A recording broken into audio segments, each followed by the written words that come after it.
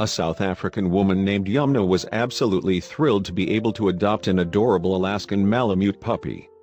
From the moment that she first saw him, she knew he was something special.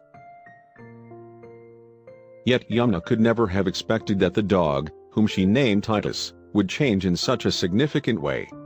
After all, he was so small when she adopted him. She knew Alaskan Malamutes grew in size, but really, how big could he actually get? Of course, Titus did start to grow, and grow, and grow. When he did, Yumna was in for a real shock. How large would her tiny puppy really become?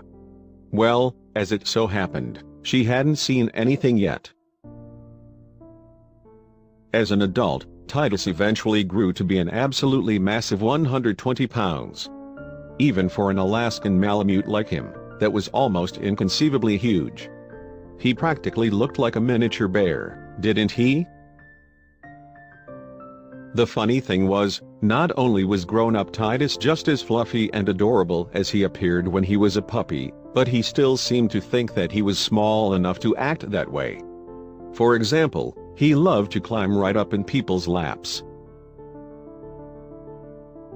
Even though Titus's weight probably had a lot to do with the massive amount of fur that he carried with him everywhere he went, he was still undeniably massive. Fortunately, he wouldn't grow much more, hopefully. As fluffy and cuddly as Titus was, it was definitely a good thing that he eventually stopped growing so much. Otherwise, he would be unmanageable. At that point, he was already even bigger than Yumna herself. Titus sure has come a long way since his days as a puppy. Nevertheless, he still acted like that same tiny pup, even if he was about 10,000 times bigger than he was back then. Clearly, Yumna had her hands full, literally.